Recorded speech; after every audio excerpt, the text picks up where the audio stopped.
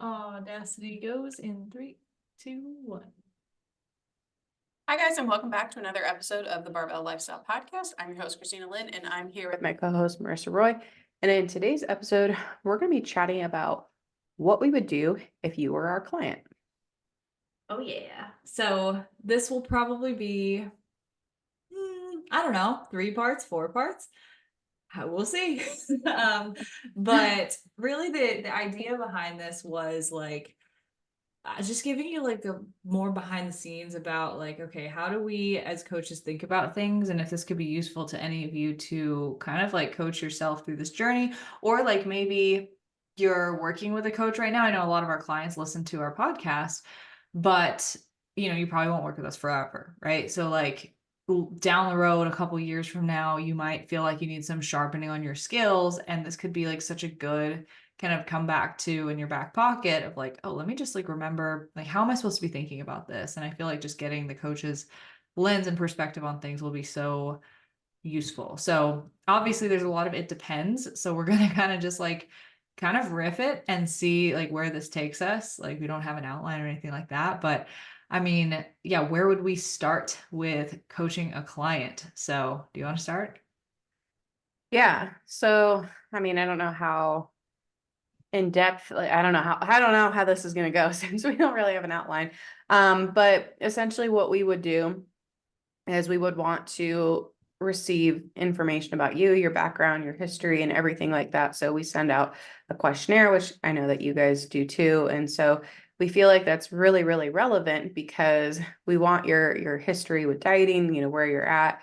And it just gives us a really good picture of like everything that you've done in the past. Now, of course, we probably went over all of this on a call, but that's something that just kind of sometimes different questions can just prompt more information. So that is really helpful for us and for the coach. Again, I don't know how much you want to like flip on and off when we're going through all that, but that's Yeah. initially the first thing that we do. And then we have an onboarding course. So we kind of have our clients walk through with our onboarding manager and go through everything and make sure that they understand how to use the apps, really what we're expecting of them, and then what they can expect of us. I think that's really, really important that we're upfront with the expectations and just have things be super clear because the worst thing that can happen is you sign on with a coach and you feel really lost, you feel really confused, you don't understand what's happening, you don't understand next steps. So hopefully everything is super laid out and really simple.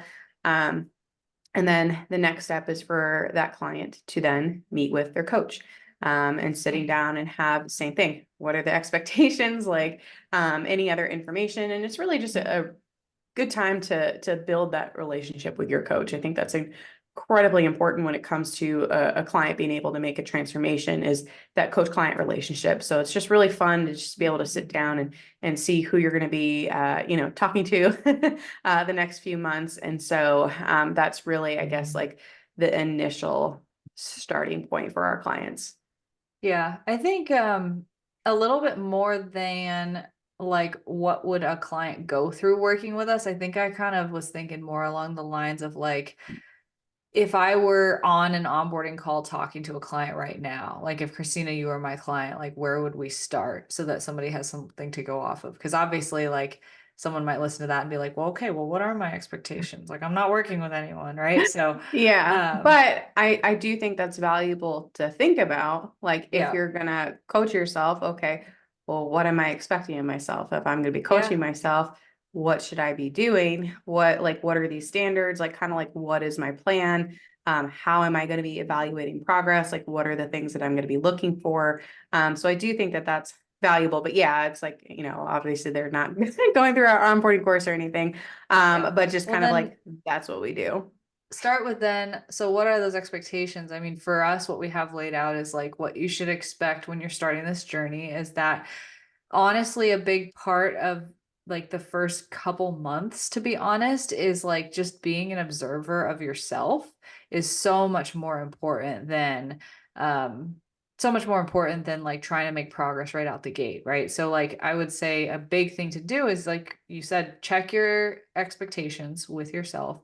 Are you expecting to lose 10 pounds in the first week? If so, I would really try to reset those because even if you did, like that's great, but that's not the aim. And most of the time we won't lose 10 pounds in the first week. So if we set ourselves up with that expectation, we're going to be all the more likely to quit down the road. So always trying to set the frame of like what we're really trying to do in these first few weeks, first few months, even is like gather data on yourself and start to observe your patterns, your behavior, your thoughts, your emotions, your eating habits, your just the ebbs and flows of your day-to-day life, and trying not to place any judgment on any of it, because if you are able to observe it without judgment, then we're not attaching emotion and meaning to it, such as observing yourself emotionally eating. You could be like, I'm a failure, I suck, I don't have any discipline. Or you could just look at it and say, okay, that is emotional eating. Now what do I do about it? Where did this stem from? And how, and it basically having a lot of emotions tied to something can oftentimes cloud our ability to really see it for what it is and troubleshoot. So yeah, anything to add on expectations there?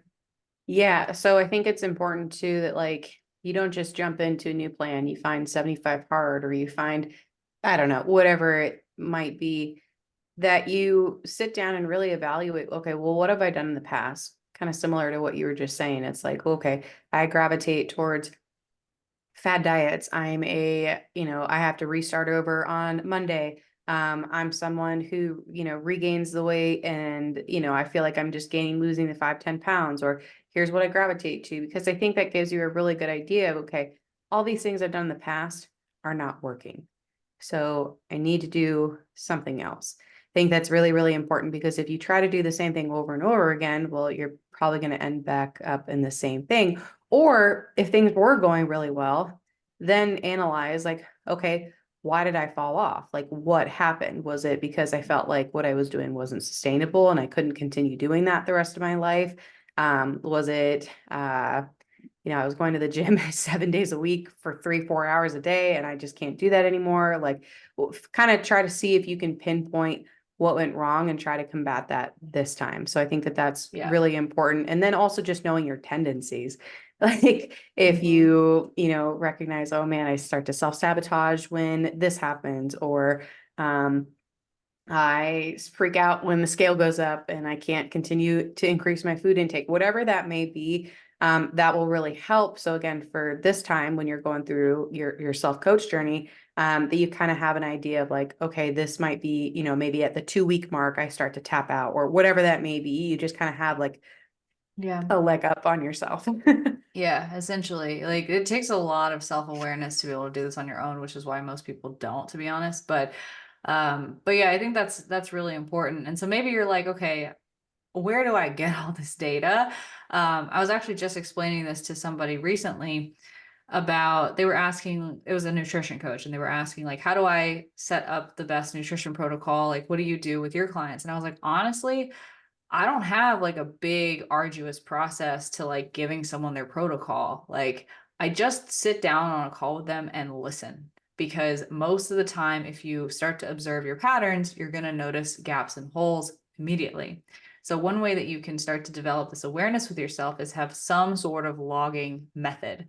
So I don't care if it's download MyFitnessPal and track everything you eat for 2 weeks. That's a way that I used to coach people, and it still works. It's still a great method. It brings a lot of awareness. It is a little bit more tedious. You have to kind of know what to search for and like be able to search the right entries. But there's Google for that, right? So if you're resourceful, you can go on Google and you can figure out, okay, this is how I track cooked rice. You can join Facebook groups that can teach you this stuff too. So basically, you can log everything that way, or you can take a photo diary of your food. You can write it down on pen and paper. Doesn't matter how you do it, but have some way of tracking and logging everything that you do for a week or two.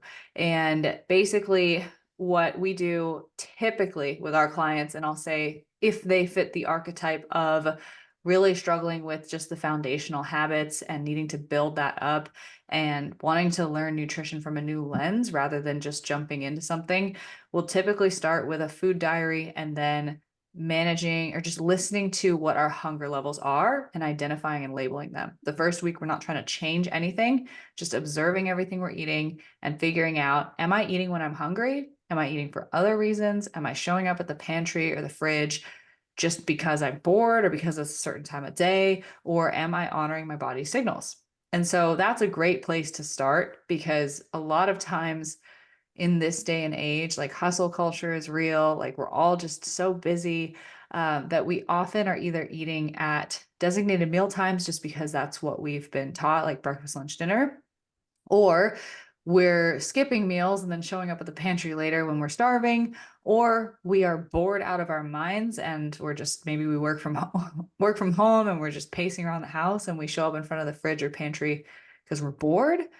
Or we can be emotionally triggered to eat. And just identifying that alone, you can imagine, if you're someone who struggles with those things, could eliminate a lot of mindless snacking, emotional eating, etc.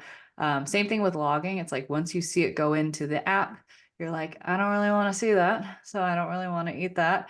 And a lot of behaviors start to self correct that way. So I would say, like, first 2 weeks, that's all you need to do to get started. Is just observe your own patterns and eliminate shame or judgment from the observation.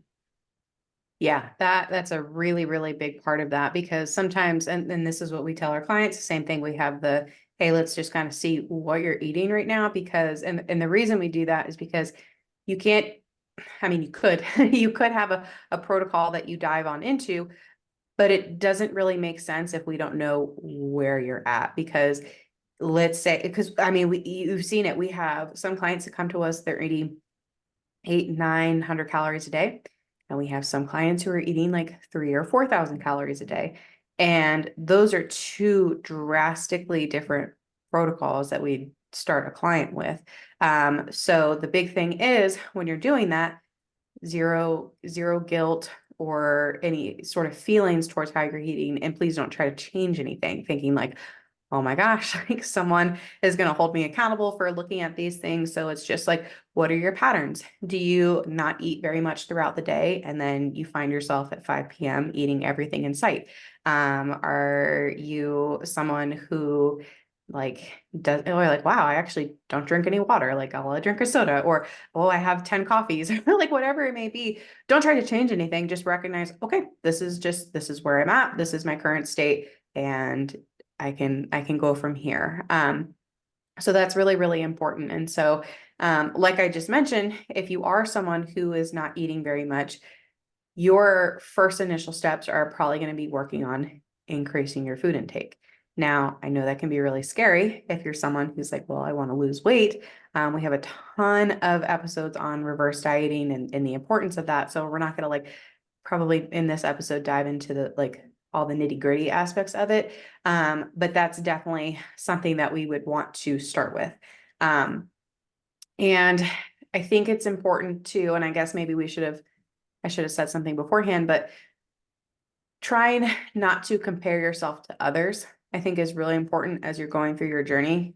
Because especially nowadays, when you have people who are on Ozempic or, whatever it may be, it's, really easy to look at someone and be like, oh my gosh, they've just lost 30 pounds in a month. I've lost 1, or I've gained 5 pounds, or like that can be really difficult. So trying to put like your blinders on and just focus on yourself and what you're doing and what your protocols are for you to be successful. So yeah, so if you're under eating, we probably need to increase your food intake. If you're eating a lot, then we can make some really good changes there too. And what's kind of cool though is if you're overeating, you might just think, oh, let's just start, cutting calories. But one of the best things that you can do is just kind of like figure out like, okay, how do we optimize this intake? If you're at 3,000, 4,000 calories, how do we just change this up a little bit? So we're not dieting, we're not slashing calories. We're just changing things up, focusing on habits, whether that's food, whether that is lifestyle habits, whatever that may be. And you would be really, really surprised how much progress you can make from just that alone without having to diet. So trying to kind of get out of the mindset of like, in order for me to see progress, I have to be dieting, because that is 100% not true. Yeah. I like that was your answer, because there's kind of a split of like how we do things differently. So another intention that I had behind this episode was like, people can kind of just see like how it's not one size fits all. Like we kind of have different methodologies. So step 2 similar outcome, maybe different phrasing or language or process to get them to people to that outcome. So your language was, I'm going to try to get them to increase their food, and if I had to elevator pitch that, it's slowly ramp up calories, maybe 50, 100 at a time each week, trying to like get your metabolic rate up before going into a diet. Is that fair? Yeah.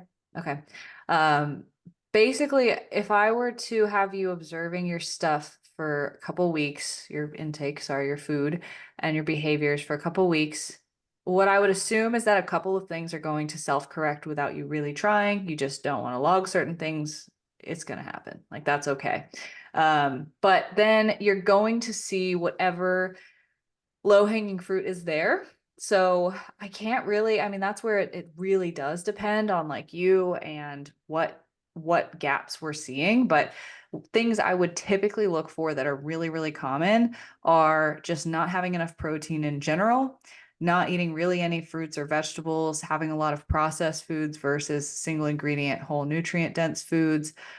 Christina, you pointed a great one out, just hydration levels in general, like when are we drinking water, how much, um, and Sleep. the timing of the meals. So like, again, is it a pattern of like there's nothing until like 2 or 3 p.m., or are we eating regularly throughout the day? And how does that kind of space out? And so some of the first things that we'll typically work on from there is just kind of chipping away at one at a time. So I'll typically just pick whichever the biggest gap is first. So if it's the fact that like there's just no protein anywhere and it's like kind of carbs and snacks and whatever, we'll just add in a goal of let's get to 1 or 2 palm-sized servings of protein in per day if there's 0, or just one more than whatever we're currently doing. We'll do that for a week or 2, right? Solid 2, 3 servings of protein per day minimum. And then from there, we're most likely in a position where if we're centered around protein, for example, or if maybe that's vegetables, maybe that's something else, but you're intentionally like increasing the amount of food that you're having at each sitting with that. And it'll kind of lend itself to spacing itself throughout the day because you're most likely not going to want to have like a bowl's worth of chicken breast at 10 p.m., right? So we're trying to do that spaced out. So we're probably either having like a breakfast and a lunch and a late night snack, or we're having like a lunch and dinner and maybe a snack for breakfast. We're starting to form this like habitual routine. And then from there, it's adding in something else. So whether that's a fruit, vegetable, starchy carbohydrate, or healthy fat, one of those, whichever one's missing, right? So some people might have a really good base of their nutrition already where they're kind of already pairing these things together on their plate. We don't have to do so much legwork with that. We're just, maybe we go into just tweaking and then we can kind of get more into a caloric focus from there. But sometimes people just don't have any structure with it. And so like from there, I'll be like, okay, next one's vegetables. Let's focus on 1 serving of vegetables 2 or 3 times a day this week. And then the week after that, we're adding a carb to it. And then eventually we'll have a balanced meal and they're spaced across the day. And then we've kind of already naturally increased our caloric intake a little bit. And that's when we might start getting into like more regular tracking to see like, okay, how many calories is that? How much protein is that? Do we need to step that up a little bit more before we go into a quote unquote fat loss phase? But a lot of times in that fat loss phase, like, I mean, before the fat loss phase, people are already kind of losing because we're just building in those foundations. Yeah. So, Yeah. So yeah, I definitely did jump the gun on that because it's like, cool, if you have your macros, and that's kind of like a caveat. Like if you have your macros and you have a really good base with everything and you can jump right on into tracking, then go for it. But yeah, if you're like, I don't know what to do, then yeah, absolutely. We do have a foundational phase as well. So it's pretty much exactly like you said. And it's also like, well, we also need to look at what are the other things going on outside of yeah. health and fitness. So it's like, how is your sleep? How is your stress? What are your steps like in activity levels? Like, what is that? And like, so addressing those things, because it's like, yeah, we could jump on into a fat loss phase, but if those things aren't optimized, then it does not matter what I mean, it could matter a little bit what we do with nutrition, but it's not really going to be as optimal as if we get everything running full speed. So again, we're not expecting to change all of your habits all at once. That would be extremely overwhelming. So very similar to what you said, it's like, all right, what can we focus on, or where's like the biggest gap, and like what is realistic for that client? Because again, something that or your coach might be like, hey, let's do this. And you're like, oh, no way. Like Yeah. this is what I do. This is my thing. So it's like, okay, what is realistic for the client? So maybe that's sleep, maybe that's getting a little bit more movement, whatever that may be. So doing that in tandem, along with all the nutritional habits as well. So I'm not going to repeat everything that you just said, because it's spot on with the habits. And we've talked about this in previous episodes, but like one of the best ways that you can make a habit stick is to be very intentional with one, rather than trying to do a whole bunch of things all at once. So I feel like that sometimes, and I'm 100% guilty of this is what I used to do as a coach, where I'm like, oh, you should be having at least 100 grams of protein. You should be drinking a gallon of water. You should be eating protein at every, and it's like, as a client, it's like, oh my God, like, I'm not doing any of that. So it can be really, really tough. So I will challenge you too, if you're someone you're like, oh my God, I just tracked my food intake and my habits for 2 weeks. Now you want me to just change a habit or two the next, 1 to 2 weeks. And it's like, when are we actually going to get into this stuff? But the reason that Marissa and I do this is because if you just jump into a plan, you follow a meal plan, you do whatever, you lose some weight, and then it's over, you don't really know what you did to see those results. And so it really is about long lasting habit change, and doing those things do take a little bit of time. They do take a little bit of that like upfront intentional work.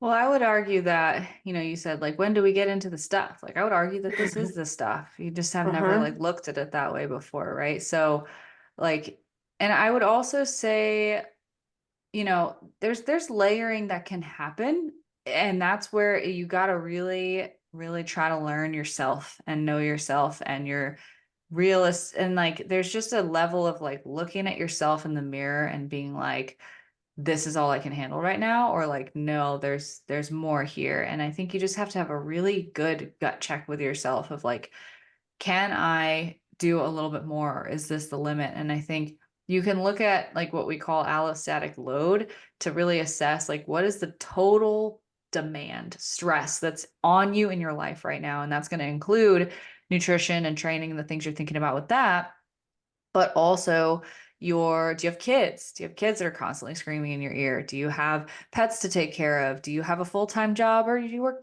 part-time, or do you not work at all? Do you have other responsibilities, hobbies, social life, friendships, relationships to tend to? Just any drama in your life, anything going on with that, any personal issues, disasters, anything like that can impact total allostatic load on your mind and your body. And so if you're in a season, and this is why it's like, we encourage people to work on this stuff regardless of what the season is because sometimes that load is going to be really high, and you might have to look in the mirror and say, you know what? Just focusing on protein right now is okay. And like that, I think sometimes why coaching is so valuable for people is because it's like permission to do just that. Right? Because when we're on our own, we won't give ourselves permission to only do one thing. We're too hard on ourselves. But but yeah, so some phases, that could be it. But other phases, you could do more like habit layering, maybe have a habit in different categories of your life that you're working on at once. So for example, you might be working on protein with your nutrition, but you might also be working on a bedtime routine to improve your sleep hygiene.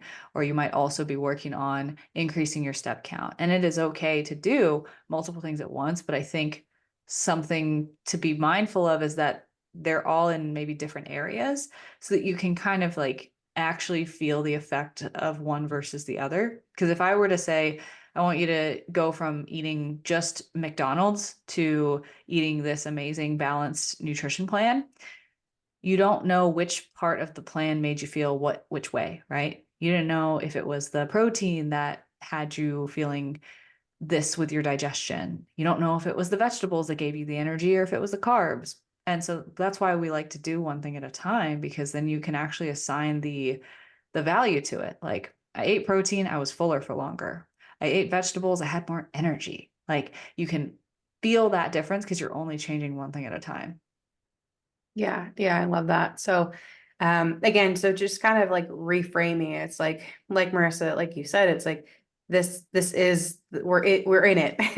It may not feel like it yet, but it's like these are the things that are going to allow you to be successful long term is when we have these healthy habits in place. So it's also I'm gonna argue like yeah, it is a little bit more work as far as being intentional and really focusing on habits, but it's also going to make everything else easier because you have that foundation, because you put in that work. So it's not going to feel like, again, like you're overhauling your entire life and it's very easy for you to just feel like, I can't do this and you give up. It's just slow incremental change over time. And like you were saying, it's like, that doesn't mean that you're not going to see changes because I can almost guarantee that you will. You'll either feel better, you will see that you're physically starting to look better, or usually what happens is a combination of those two.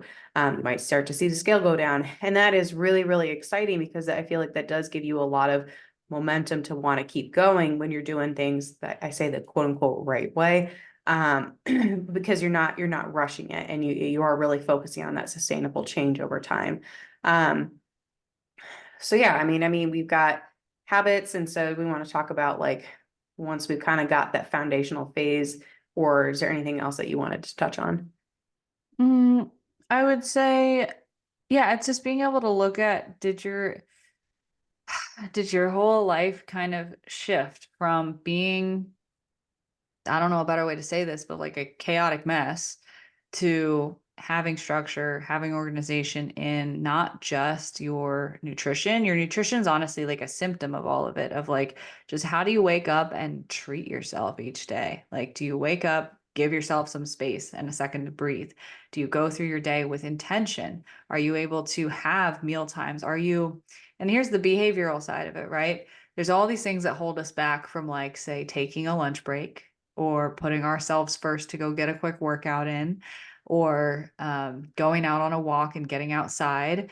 And it could be a psychological people pleasing issue of like, I can't let other people down, so I got to stay by my computer while I'm at lunch. It could be a feeling like you're not important or worthy enough compared to the needs that your kids have to go get your workout in. It could be a lot of things now psychologically that hold us back from doing these seemingly simple behaviors like taking a lunch break, taking care of yourself, taking time for yourself, etc. So I would just say, like, you have to look at your whole life like that, of like, if I want to be consistent with my nutrition, there's a lot of shifts that probably need to happen in terms of just how my behavior shifts. And a lot of our behavior, being totally honest, most people out there in America, pretty dysfunctional, pretty dysfunctional. So just being able to look at that from the whole lens. And then when you have that foundation where it's like, I feel like I have some routine in my life. I feel like I have a sense of control over my day to day, and my nutrition and my training is a reflection of that. Like, you may walk into this and you might already have that, but a lot of people don't. So I would say, like, that's the feeling. That's like, okay, now I have like the bandwidth and the capacity to go and, like, say, track macros or something. Yeah, yeah. Because again, if we were to try to do all that at once, it's going to feel really overwhelming. You might shut down because we want to be successful. Like with anything that we do, we want to feel like we're doing good. We're being successful. And I think that something else too, as you're going through your journey, I talked about not comparing yourself, but also like you said, Marissa, you brought up like a lot of us are really hard on ourselves. And so that is really difficult because I feel like oftentimes we have the tendency to go through our journey with like a glass like half, or like I don't know, like we just have a very negative like mindset. towards things. And so it's very easy for you to focus on everything that went wrong or what you didn't do or anything like that. And that can be really tough because you're like, this isn't working. I suck. Like, I'm just going to give up. And so again, that is a nice benefit to having a coach because hopefully they're pointing out the things that you're doing well. Yeah, hopefully. And yeah, and it's interesting because we have a lot of these like epiphanies with clients where, we're like, hey, they're like, I sucked, I didn't do this, I didn't do that, like this is an awful check-in. And like, first of all, awesome job checking in, even though you feel that way. But then your coach is probably gonna be like, hey, you were stressed, you had a sick kid, you had this, like your in-laws were in town, but you were still able to do XYZ. And I can't tell you how many times we've had clients be like, oh yeah, I guess I did. Or, we've had clients who will maybe go out to eat and they're like, oh, I had an extra glass of wine or I ate a little bit too much. And I'm like, hey, but you didn't come home and eat anything in the pantry after.